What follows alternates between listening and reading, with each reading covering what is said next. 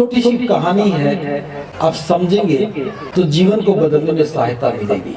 एक बिच्छू था, देखा होगा सभी, नदी के इस किनारे पर रहता था। उसके मन में ख्याल आया, न जाने नदी का दूसरा किनारा कैसा होगा, मुझे नदी के दूसरे किनारे पर जाना चाहिए। जब उसके मन में ख्याल आया कि मुझे नदी के दूसरे किनारे पर जाना चाहिए, तो जरूरी था कि वो नदी को पार करे। जिसके मन में चाहत होती है, प्रयास वही करता है। बिना चाहत के प्रयास नहीं होता है। चूंकि बिच्छू के मन में ख्याल आया कि मुझे नदी के पार जाना चाहिए, वो पानी में उतरा, नदी पार करने के लिए तैरने लगा, लेकिन पानी का बहाव बहुत ज्यादा था। बिच्छू तैर नहीं पा रहा था, डूबने लगा तो वापस आ गया। थोड़ी देर के बाद फिर नदी में उतरा, तैरने लगा, लेकिन बहाव तेज था, वापस आ गया। कई बार नदी में उतरा, हर बार पानी का बहाव तेज था, तैरना आसान नहीं था, तो बिच्छू वापस आ जाता। हर बार उसकी इच्छा और प्रबल हो जाती। न जाने नदी का दूसरा किनारा कैसा होगा, मुझे अवश्य उस किनारे पर जाना चाहिए। जहां चाहा वहां रहा, ये बात भी सार्थक होती है। जिसकी मन में चाहत है, उसको रास्ता मिल ही जाता है। बार बार के प्रयास करने के बाद बिच्छू नदी पार नहीं कर पा रहा था। अचानक उसकी नजर कछुए पर पड़ी। बिच्छू कछुए के पास गया और जाकर के कहने लगा कि हे कछुए भाई, मेरी बड़ी इच्छा है कि मैं नदी के पार जाकर के दूसरे किनारे पर जाऊं। दूसरा किनारा देखने की मेरी बड़ी प्रबल चाहत है, लेकिन पानी का बहाव बहुत ज्यादा है, मैं तैर नहीं पा रहा हूँ। तुम तो कुशल तैराक हो, पानी में सदा तैरते रहते हो, अगर थोड़ी सी मेरी सहायता कर दो तो मैं नदी के पार चला जाऊं। कछुए ने देखा कि आज पहली बार कोई मुझसे सहायता मांग रहा है। जब से मैं पैदा हुआ हूँ तब से मैं तैर रहा हूँ, अपने लिए तैर रहा हूँ। आज किसी ने मुझे कहा है नदी पार करवाने के लिए, तो इससे बेहतरीन मेरे लिए कोई अवसर नहीं है। कछुए ने तुरंत कहा कि हे भाई, मेरी पीठ पर बैठो और मैं तुम्हें नदी पार करवाता। बिच्छू कछुए की पीठ पर बैठा और कछुआ नदी में तैरने लगा। अभी थोड़ी ही दूर गया था, बिच्छू ने कछुए की पीठ पर डंक मारा। जो ही बिच्छू ने कछुए की पीठ पर डंक मारा, कछुए ने पूछा, हे बिच्छू भाई, तूने मेरी पीठ पर डंक क्यों मारा? बिच्छू ने कहा, भाई मुझसे गलती हो गई, मुझे क्षमा कर दे। कछुए ने कहा, चलो कोई बात नहीं, गलतियां सबसे होती हैं, चलो मैंने तुम्हें क्षमा किया, लेकिन दोबारा गलती मत करना। और ये कहकर के कछुआ फिर तैरता रहा। अभी थोड़ा और आगे बढ़ा, थोड़ी देर के बाद बिच्छू ने फिर डंक मारा।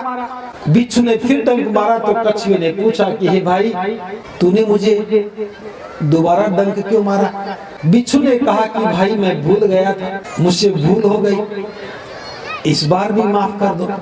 कछुए ने कहा, चलो कोई बात नहीं, भूल भी हो जाती है और भूल को माफ भी कर दिया जाता है, चलो मैं भी माफ करता हूँ, लेकिन ध्यान रखना तीसरी बार ना तो गलती करना ना भूल करना। कछुआ तैरता रहा। जो ही कछुआ पानी में डूबा, बिच्छू चिल्लाने लगा, हे भाई क्या कर रहा है, मैं तो मर जाऊंगा, सांस घुट रहा है।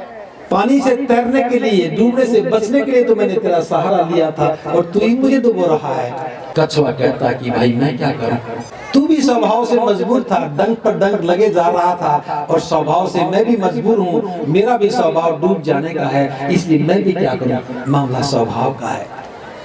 बिच्छू ने कहा कि भाई, तेरे स्वभाव से मैं तो मर ही जाऊंगा, तेरे स्वभाव से तो मैं मर ही जाऊंगा। मैं तो नदी पार करने के लिए तेरा सहारा ले रहा था, लेकिन तेरे स्वभाव से डूब जाऊंगा, मर जाऊंगा, जैसे भी हो मेरा जीवन बचाओ। कछुए ने कहा कि बिच्छू ध्यान से सुन, दो में से एक को बचना है। स्वभाव को बचाना चाहते हो तो जीवन को मरना होगा, और जीवन बचाना चाहते हो तो स्वभाव को मरना होगा। दोनों एक साथ नहीं रह सकती, स्वभाव भी जिंदा रहे और जीवन भी जिंदा रहे, ये नहीं हो सकता। जल्दी फैसला कर ले, तेरे पास समय नहीं, मेरे पास तो बहुत समय है। बिच्छू ने कहा, सोचने का कहाँ समय है, थोड़ी सी देर हो जाएगी तो दोनों ही मर जाएंगे, स्वभाव भी मर जाएगा, जीवन भी मर जाएगा। ये भाई स्वभाव को मार लूंगा, बस जीवन बच जाए। भाई स्वभाव को मार लूंगा, बस जीवन बच जाए। कछुए ने देखा कि दोनों में से एक ही बचना है, क्योंकि स्वभाव बचेगा तो जीवन मरेगा, और जीवन मरेगा तो स्वभाव कहाँ से बचेगा। बिच्छू ने सही फैसला किया कि जीवन बचना चाहिए, स्वभाव भले मर जाए। कछुआ बाहर निकल के आया, बिच्छू की सांसें फूली थी, जान में जान आई। कछुआ आराम से नदी पार करने लगा, बिच्छू धैर्य के साथ बैठा रहा। पूरी नदी पार हो गई, स्वभाव बिच्छू का भी बदल गया।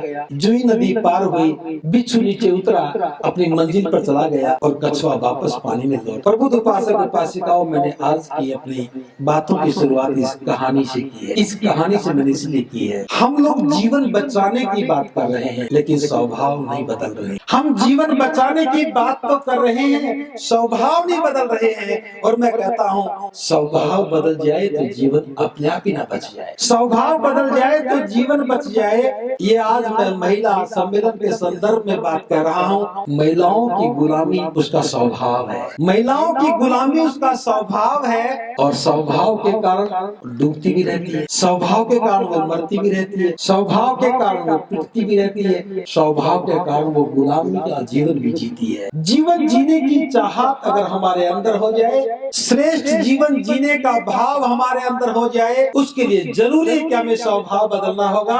और स्वभाव बदलने में कुछ भी पैसा खर्च नहीं होता, बस एक कछुआ चाहिए जो पानी में डुबकी लगा दे और एहसास करा।